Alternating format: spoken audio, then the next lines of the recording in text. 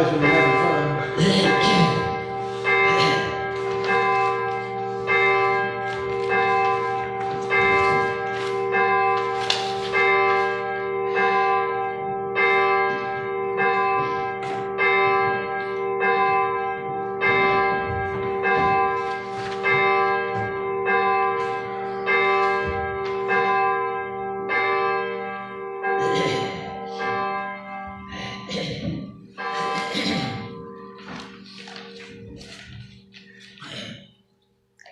The last dome always has a pause. Yes. Before it. It's deceptive.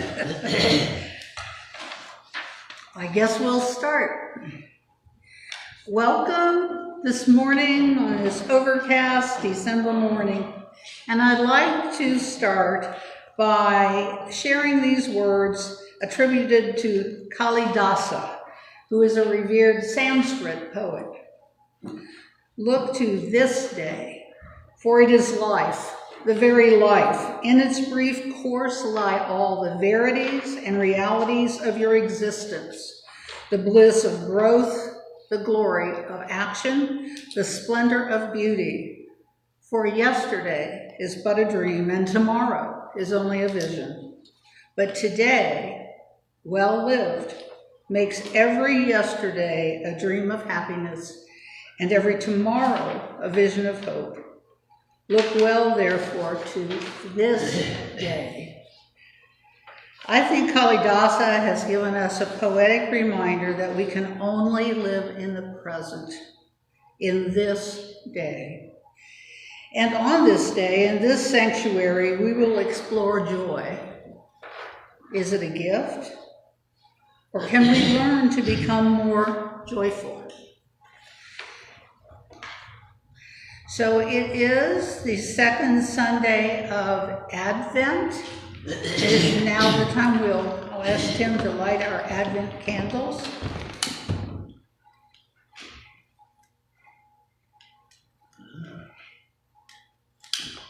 Tim has shared with me that each Sunday in Advent has a theme, and that today would be peace, but because we're talking about joy, we're going to switch them up a little bit, and this is our joy Advent candle. Are there any announcements? I got an email from someone named Rebecca Pace from Cincinnati, worried about the change in holiday for the UUs. I don't know what that's about, so Mike has a packet. We will be discussing that in the next few weeks to see if and Derek is also aware of it. And actually, Derek will be here next week. So if you're interested in that, according to her, they're pretty dramatic changes. And sometimes people get a little hysterical about minor changes and they turn into major changes. So we'll see what happens there. And also, I have a birthday card for Marcia. Last week we sent a get well card or a sympathy card for Richard, who has been moved to the memory care unit at the nursing home. And it's also Marcia's birthday is coming up, either it was this week or next week. And we want to remember her. So if everybody will sign that card before we leave, I appreciate it. Thank you, Tim. Are there any other announcements? I think this announcement about the changes in the UUA and the change to moving away from the principals is pretty significant. So I look forward to understanding that much better. With there being no other announcements, now let us enter our time of worship, authentic with each other, honest within ourselves, and open to connection in all its forms. Roberta.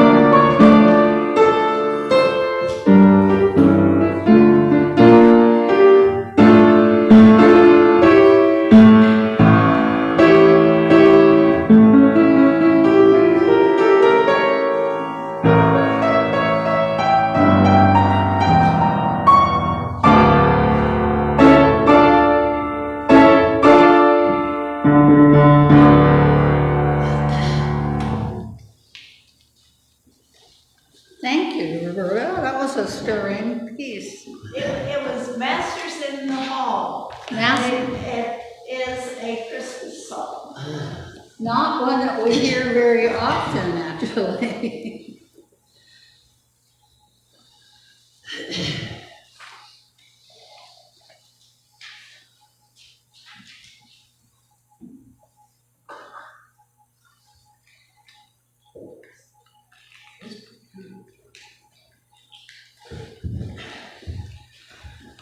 Push the button at the top. I did.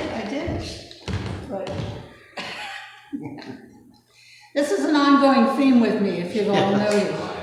And we need to have some backup lighters here anyway, just in case. Yeah. So, Kenny has graciously lit our chalice, and I'd like to say these words with the chalice lighted. Life is a gift for which we are grateful. We gather in community to celebrate the glories and the mysteries of this great gift. Now I ask you to join us in singing, or join together in singing "'Tis a Gift to Be Simple." It's number 16. It's only one verse. That's simple.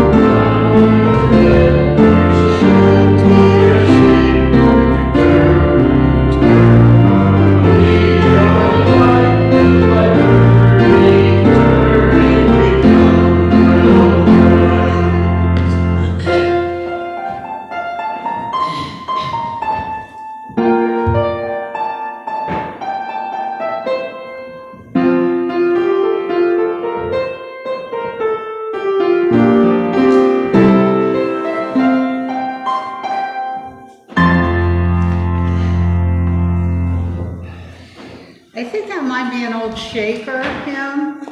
I also think if there were more of us and more voices, we could do it in a round. Yeah. But I didn't think we were up to that. It's such a lovely tune, and the words themselves, I think, are quite meaningful and certainly fit with today's theme.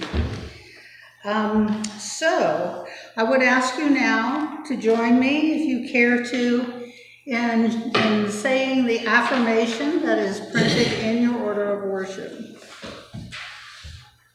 Love is the doctrine of this church, and the quest of truth is sacrament, and service is its prayer, to dwell together in peace, to seek knowledge in freedom, to serve human needs, to him all souls shall grow into harmony with divine. And now we're at that point in the service where we share joys and concerns in the belief that concerns shared are somewhat diminished and joys shared are multiplied. I think I'll start with one for Chaz and Paula, who are not here, but who celebrated their 50th wedding anniversary yesterday. And they were going to go to visit their daughter Deidre, and I think that might be where they still are. I think that's where they're at. So that's for Chaz and Paula. Other joys and concerns. We'd light a candle for Sandra Day O'Connor, the former Justice of the Supreme Court. Yes, Sandra Day O'Connor. And I think that her record, and particularly historical record as we look back, served us all so very well. A very interesting lady. If you've seen any biographical information on her, like PBS, what have you, recently, she started a civic education program after her retirement for children, and I had the honor of hearing her speak at a conference one time. Just a lovely and a wonderful, very accomplished lady that I'm sure will be missed by us. And influential. Yes. Denise? My parents both have COVID. My dad is hospitalized, he's 90, and diabetic. My mother's at home, she's 88. But yesterday they had good days. I'm glad to hear that. You know, we hope that they'll be able to come through this. For Denise's parents, who have certainly had a rough road for a while now, which means that the whole family has had a rough road as well. How about we light another one for, or maybe you did it last week, but for Richard Venus, Please do. since he has had to move now to the memory care unit. And I'd like to light a candle for the family of my younger brother, Terry, who died 2 days ago. It was a surprise to me, but I want to put this out as a word of, I don't know if it's caution, warning. He was taken to the hospital by his wife 3 weeks ago or 4 weeks ago. He'd gained like 30 pounds over 2 months. His legs were swollen to where he couldn't hardly walk. They went to the emergency room. They said, you've got extreme COPD and congestive heart failure, and you need to be admitted and tests run and things done. He is a Christian Scientist. He refused treatment and checked himself out against medical advice and went home. He calls me 2 or 3 times a week, never said anything about this, about feeling, I could tell something was wrong because he was coughing and wheezing, and I said, have you got COVID or have you got a pneumonia? You need to go to the hospital, and he just shrugged it off. Died in his sleep. Basically, in my mind, he committed suicide. He refused medical treatment. Yeah. Congestive heart failure is treatable. Yeah. You take Lasix to get the fluid off, and Evacor or any of the miracle cardiac drugs to get your heart pumping better. So I'm not sure exactly what happened there, but his wife definitely needs our thoughts and prayers. For Terry Terry and his family, including you.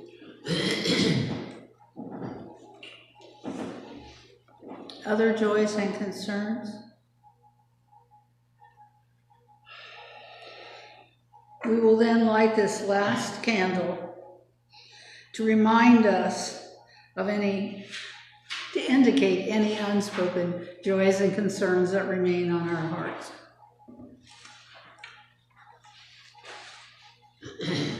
And you know, Richard used to do this at some point in the service. I think it was after joys and concerns, but I always thought it was nice.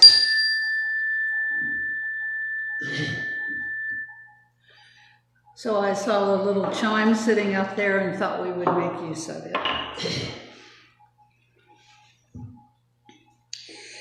All righty, well, I have some thoughts to share. Ta-da!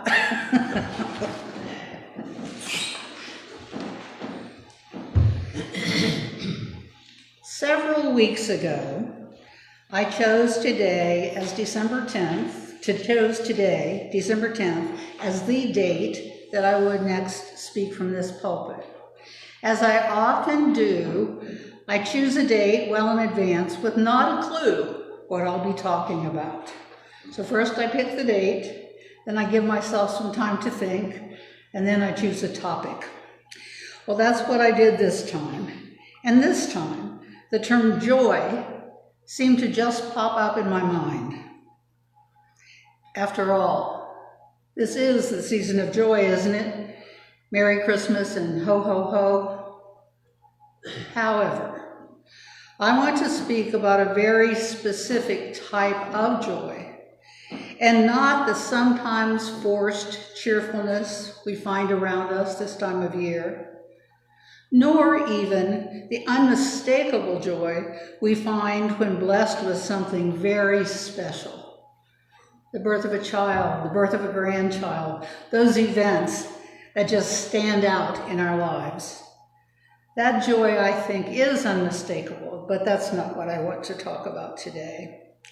Instead, I want to look at how and whether we could or even should find a sense of well-being, of joy, in the midst of so much troubling news around us. Should we individually seek joy when there's all this going on? The issues that Dick and I often discuss at the breakfast table are far from joyful. The Israel-Hamas war, the mayhem in the U.S. House of Representatives, the indictments of a former president. Is it perhaps even selfish to seek joy in the midst of all this? But then, and have you ever had this happen? You become aware of a topic and all of a sudden you see indications of it everywhere. Just, some subject has come to mind and it's in the newspaper and it's on the news and it was there all along maybe and you just didn't see it before. Well, that happened with me with joy. And in my case, after I chose to examine joy, I came across a reference to the Big Joy Project. And when you see this in print, it's all caps, Big Joy Project. So what is that? National Public Radio did a recent piece on a research initiative at the Greater Good Science Center at UC Berkeley and at other research institutions. When I looked further into Big Joy, I found that the kernel of the ideas for their research was an outgrowth of collaboration between Bishop Desmond Tutu and His Holiness the 14th Dalai Lama, who you see in this picture, looking pretty joyful, if you notice. So I don't think it will be too much of a side trip to just give some background on each of these two men who formed a remarkable friendship at an advanced age. The 14th Dalai Lama is 88 years old. Desmond Tutu passed away in December 2021 at the age of 90, almost exactly 2 years ago. Born in South Africa and the son of a school principal, Desmond Tutu started his career as a school teacher. What happened then, though, as apartheid rules became more and more restrictive, the ability to educate African-born children, Black African-born children, became more restrictive. He turned to the church, the Anglican Church. And he was ordained in the South African Anglican Church and later studied theology at King's College in London. He said he was amazed at the freedom of speech that he found in England. It was really foreign to him growing up where he grew up. So over time, he became an Anglican bishop, the first Black Anglican bishop. And all his life, he spoke out against social injustices. And I think it's interesting, no matter who committed them. Because later, when he was the head of the Truth and Reconciliation Commission, it didn't matter if it was the African National Congress who created the social injustices, or it was people from the white power structure. In his mind, injustice was injustice, and had this very even-handed ability to look across all people and think about it in the terms of, was it an injustice or not an injustice? He was, before apartheid broke up, one of the most prominent opponents of apartheid, which, of course, put his own life in jeopardy. Ultimately, Tutu worked with Nelson Mandela to lead negotiations which ended apartheid. He was awarded the Nobel Peace Prize in 1984. Has continued to speak out since that time and since his retirement from active life. I should say spoke out, since he has now died. He warned about Israel and Palestine in pretty strong terms a few years back, for example. Now, the current and 14th Dalai Lama was born to a farming and horse trading family in a remote area of Tibet. I said to Dick, that's funny, I think of all of Tibet as being remote, but evidently within Tibet there's remote and there's remote. And the Dalai Lama was born in a remote area of Tibet. At 2 years old, this little boy was determined by the Buddhist monks who made such determinations to be the reincarnation of the 13th Dalai Lama, who had recently died. Now, we may think of life as a Buddhist monk as a peaceful one. But that was not the case for the Dalai Lama's early life. There was a threat from a Mongol warlord who intended to bring in his hordes of followers, kidnap the youth, and seek a ransom. And it was not an idle threat, and the monks had to hide him. And on and off throughout his early life, China and Tibet were in conflict about who did Tibet really belong to, the Tibetan people or China. Well, in fact, that preceded even the Dalai Lama coming to power, if power is the right word. I don't think I realized, and maybe this is pretty ignorant on my part, the Dalai Lama was not only the head Buddhist, if you will, in Tibet, he was the head of the government at that time. So China was real interested in getting him out of position. And in fact, when there was a Tibetan uprising in 1959, he went into exile. He's been in exile ever since 1959.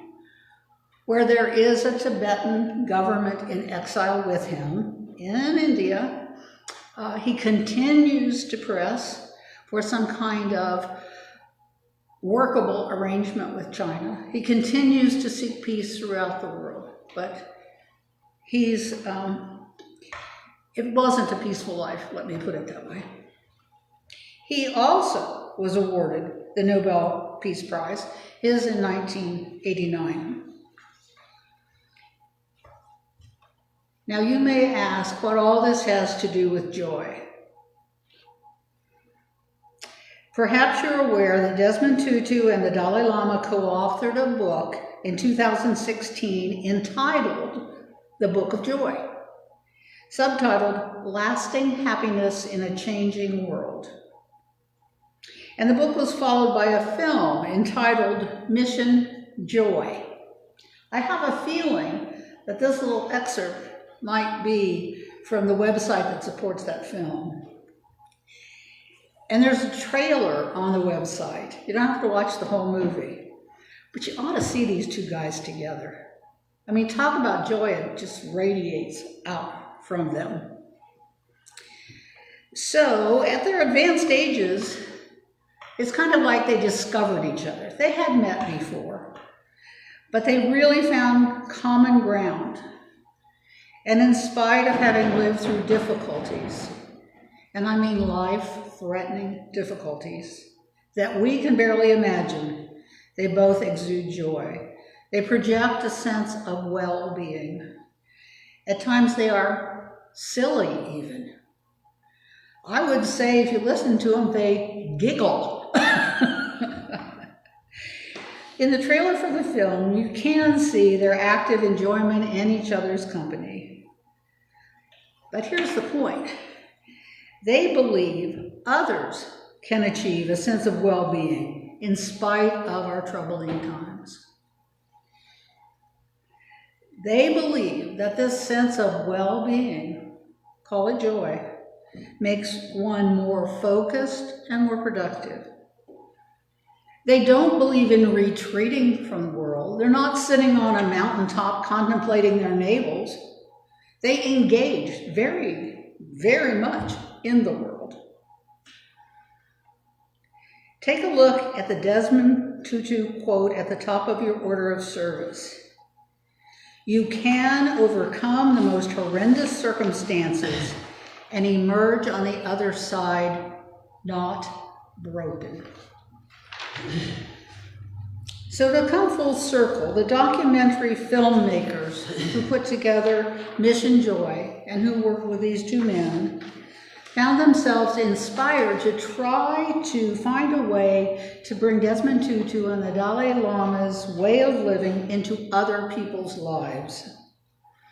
They collaborated with UC Berkeley and others to create the Big Joy Project. In short, Big Joy offers a website which promotes a 7-day period of committing micro acts of joy. Micro acts, little things easily done. The more I read about this, I think the key to these acts is that they are planned. Each day, a person plans to be sure they do a micro act of joy. So each day starts with the intention to create a bit of joy for oneself and often for others. And of course, the goal is to keep going after 7 days. So what's become of this effort? I was a little skeptical. In fact, I guess I'd have to say I'm still maybe a little skeptical. It's very new agey from my perspective. And not that there's anything wrong with new agey, but it does have its own, mystique. But what has come of this effort to help others build joy?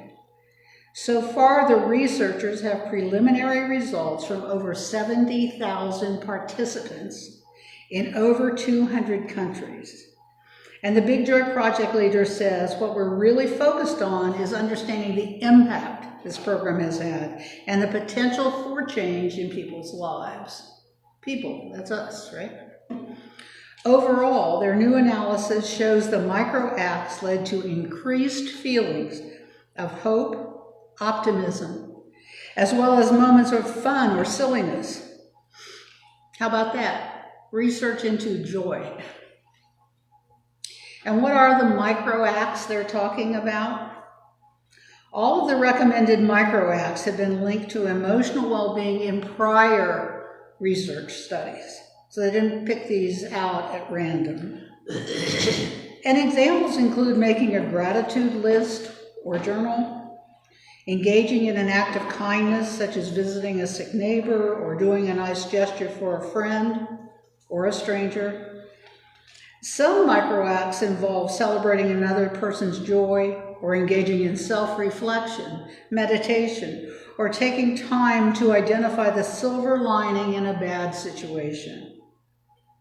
That has a name, by the way. When you seek the silver lining in a bad situation, that's called positive reframing.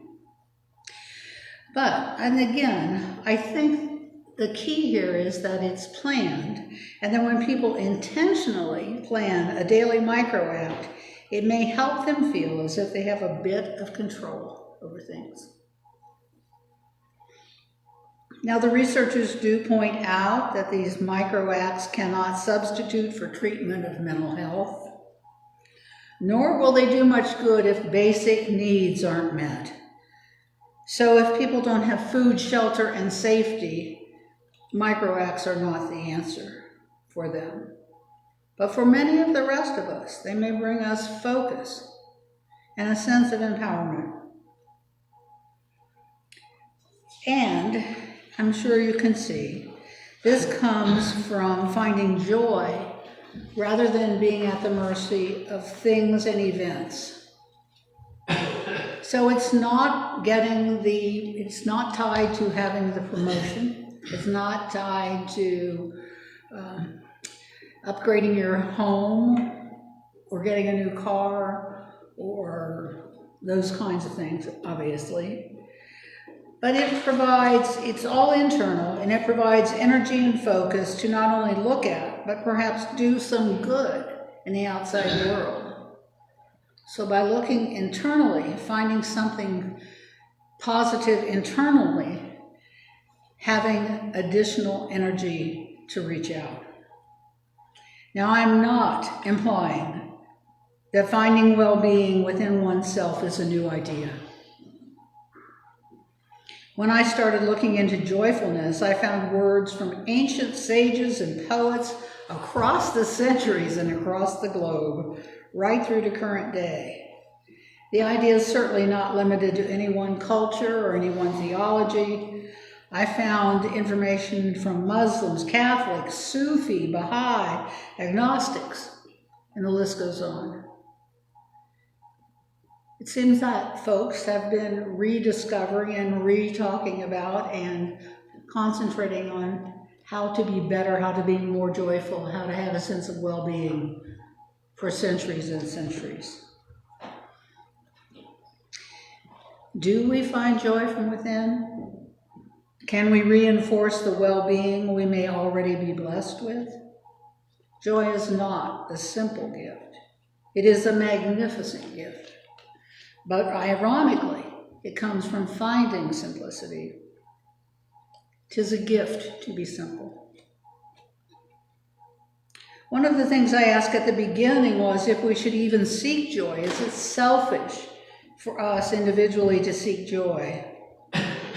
And one of the Sufi poets, an Indian man, said, I love this quote, "Don't be concerned about being disloyal to your pain by being joyful." Don't be concerned about being disloyal to your pain by being joyful. So yes, there's pain. Yes, you'll feel pain. But don't think that you're somehow, being disloyal to your pain by being joyous. I think it means it's not selfish to seek joy, but that instead it might be good not only for ourselves, but for others. It cannot remove pain. Pain will be there, sorrow will be there, happiness will be there. But the ongoing, steady sense of well-being that gives us the balance to deal with it will come from within. And finally, let me leave you with a quote from Dutch theologian Henry Nouwen. Joy does not simply happen to us. We have to choose joy and keep choosing it every day. So, it's your turn.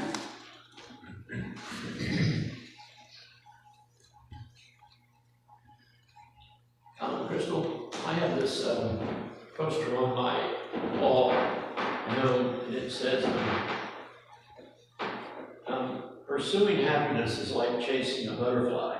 If you chase a butterfly, it will fly off just outside your reach. But if you sit down and be quiet, it may just come up and land quietly on your shoulder. So that's another reason that pursuing joy may not be a good idea. It seems like some of the reading I've done says that happiness it's not something you seek, it's something that will come to you if you just live. But if you seek it, a lot of times that gets in the way. I understand what you're saying. Yeah, if you run after it, a lot of times that gets in the way. Psychologists have made that observation. And I don't know if this is cutting it too finely, but even though it's called Project Joy, the concentration isn't so much on finding joy as doing things and then checking back in to see if you've felt Good point. better because of it. Yes. About pursuing joy through common interest, despite being diametrically opposed on many issues, their way of life, philosophy, and what have you. I think of when I see these two individuals up here, I was listening intently to what you had to say, but I was also thinking about people to substitute up there. And I was thinking of Ruth Bader Ginsburg and Antonin Scalia, okay, how opposite they were. And yet, they had this common interest in opera as well as debating fine points of law in strictly an academic sense versus a political issue. And they found, I'm sure, joy in that. So, Ty's point about pursuing it actively may be well taken, but if we think of our common interest and we want to create joy or build upon a relationship, don't we normally look for those commonalities that we can celebrate, we can explore, we can go further with it? Mm-hmm. So, I don't know, just a different twist on it. One of the things I read, and I don't think I brought the information with me, I don't even remember the terminology. The first word was intellectual, but it was saying that people who have a sense of well-being also have the approach that even though I have a belief that's important to me, I could be wrong. I need to listen to other people. I need to hear what they have to say, which leads me to be intellectually more curious and seek out more information and get a broader picture. And that for people who have that ability to do that often also have a greater sense of well-being. Which isn't surprising, really, is it? I mean, if people are rigid in their doctrine and they don't want to hear anything else, maybe they're also not feeling their own sense of well-being. I don't know. Anybody else? I spend a lot of time on the road, and I've noticed, and I guess since your talk kind of brought it to mind, or the acknowledgement, as I spend a lot of time on the road, and being an old guy, I drive the speed limit, so I get passed a lot. Talking about micro acts of joy or feeling connected or recognized or acknowledged. Some people, when they pass you, put on their right turn signal, which is the law, but they are acknowledging that you are behind them and they are signaling that they're coming in. Other people just pass you and either cut you off or go right on past without any sign whatsoever. There's a real sense, for me anyway, that you are being acknowledged when they use that right turn signal. It really means nothing, but it is a symbol to me that they are aware of who is there, somebody else is there. And the other thing I've noticed is, and it's not necessarily when I do it, when you're in traffic in any town and someone stops to let someone out of a parking place or into a parking place, once again, that is a micro act of joy. That is sharing, that is community, that you are acknowledging someone else's needs and making room for them in your life, which I've grown to appreciate. Simple civility builds bridges, I believe.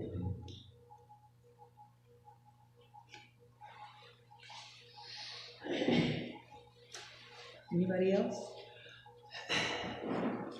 Okay. Well, then, shall we move on?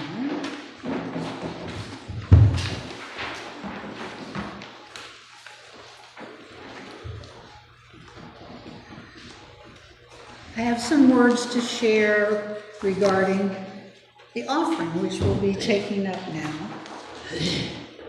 I've used these before, but I find I like them, so I'm using them again. Individually and together. Unitarian Universalism is a grand vision of a world filled with peace and justice, love and joy. That vision is embodied in a few large congregations, numerous mid-sized congregations, many small congregations. No matter its size, each congregation depends on each of its members. Each one of you, by your commitment, time, energy, and resources, helps make that grand vision real. Individually and together, we are Unitarian Universalists, building a world filled with peace, justice, love, and joy. So, if you would like to make an offering, I invite you to come forward and drop things in the tray up here, or if you need a little help, you should feel welcome to take something. Did I do something wrong? Oh, okay. Go ahead.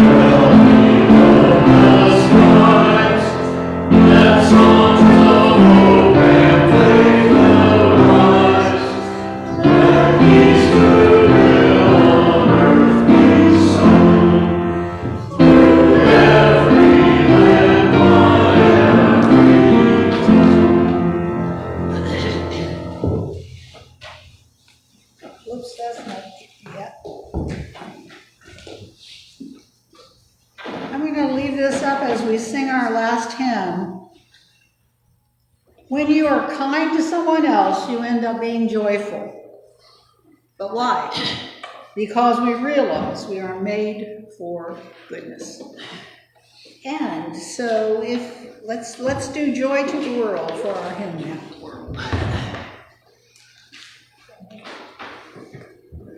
It's a number. 245.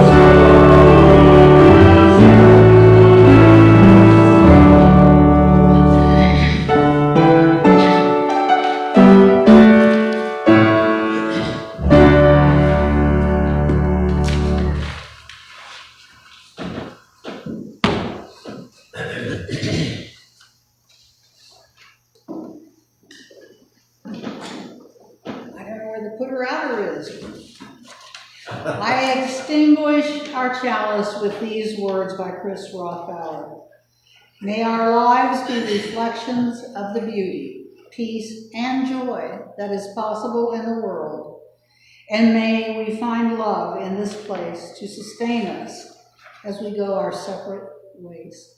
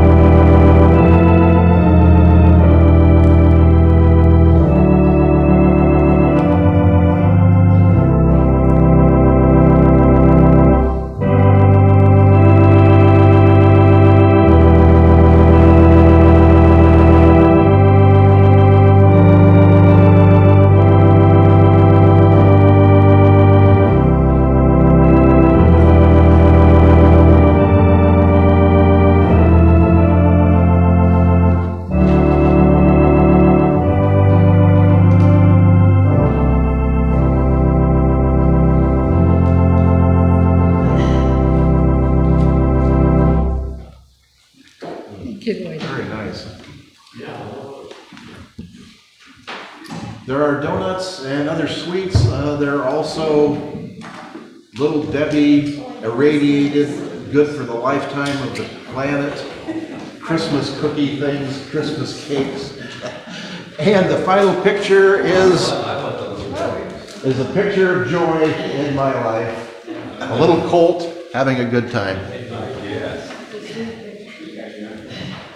When was that colt born? And when was that colt born? It was. I have no idea. That colt is pulled off of your right. Oh, okay, that's not your colt. That's not my colt. Oh, all right, because I know you have an adult. Yes, and I'll have a picture next week. Curly is back in training. I should have put a candle of joy today. He's back in training and his legs are doing good so far. Fantastic. Good So deal. hopefully he'll be racing again. Is he a sulky horse? Yes, he's a harness racer. And there's two kinds of sulky horses. There's a pacer and something else. Is he a trotter? He's a pacer. He's a pacer. Yes, and you can tell, pacer, each side moves together. The forward and aft hooves move together. Oh, okay. And the trotter moves like this, Yeah. which when we rode, we trot with 2 legs. And I was genetic in a horse. Some horses do one, some do another.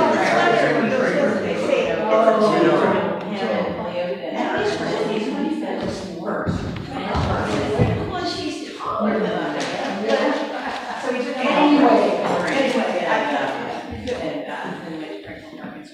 Good sermon. Joy.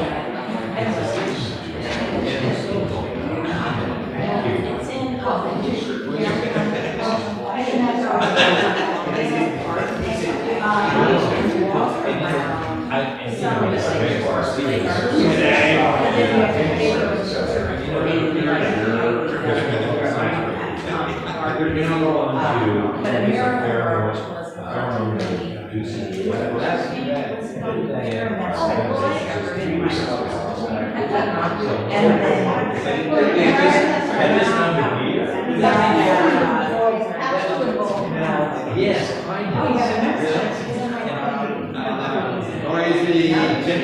back about kindness in traffic. I think that's great. You know, I would like that.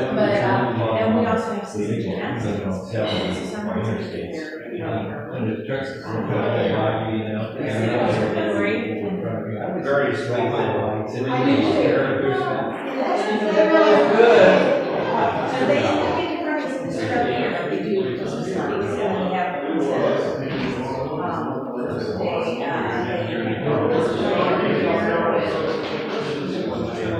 you know, look like so many. They've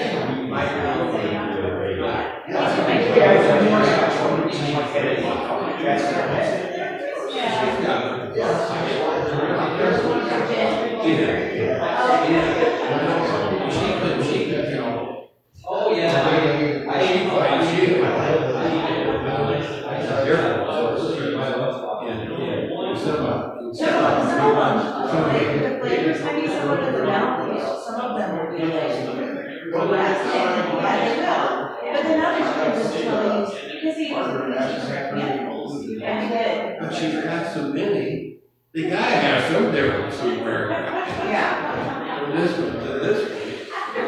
The second one. I'm like, yeah, that's good. Well, what we did is we would do a 6 or 8 times. We did a it's free, and then it said what's the diet tonic. And then I go, okay, I still don't like to use the diet tonic. What else can you put in it? So like, a slice of lime, basil, or something. Somebody gave us a chip one time that had tomato. And I put it on. We give that to my uncle. Like a Mary, or it's pasta sauce, I don't know.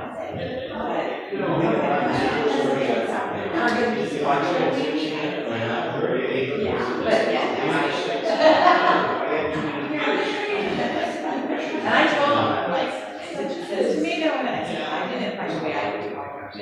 They're like, yeah, interesting. I'm like, really interesting. Bye, girls.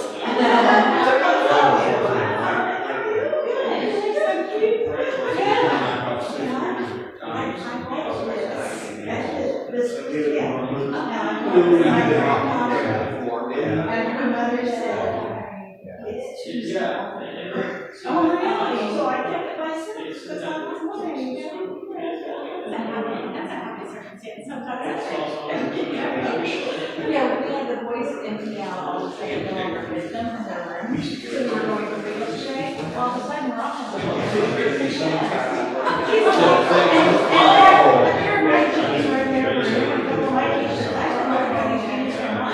yeah, I refuse to go there. I think that's probably why.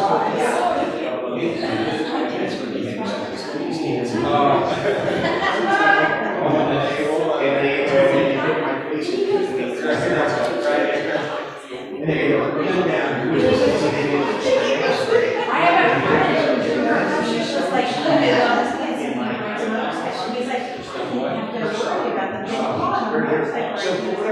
And she breaks down, she's like, oh, I'm not. Oh,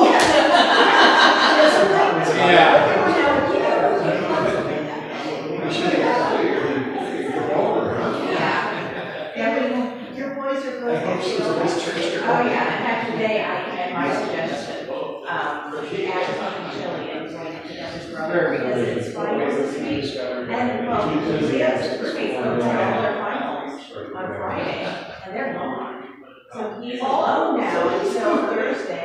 So I was like, make some food and go get a brother. So they're like,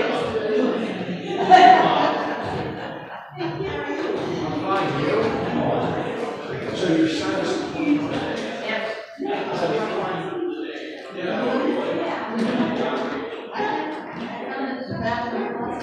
mean, it's just another day. It means, you know, she gets to do different things. He's not personally. He's not because as it is now, I think this country goes through so many parents.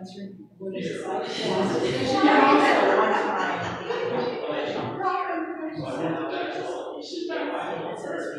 And I think go to a little bit of more. So, anxious 21, and the younger one, Leah's Leo, yes, I'm getting your name was confused. That happens all the time. Even the person who's being petty there.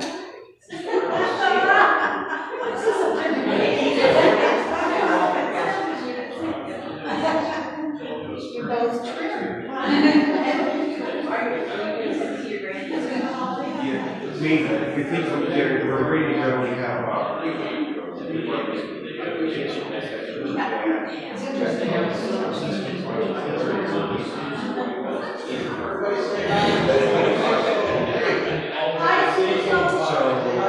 So I can make sure that we're not sure.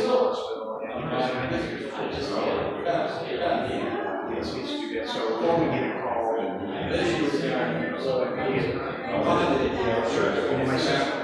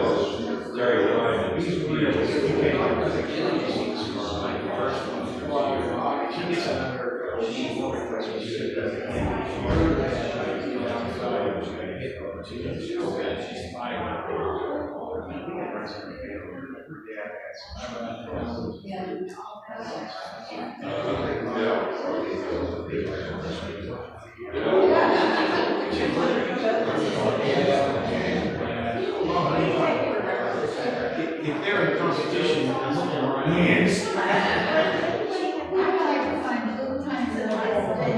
Cecil called back, said Donna's been sick all week. Took that COVID test and it was negative, so evidently just either. So maybe we ought to send her to Donnie too. Cecil was the one who just called back and told that I'm she said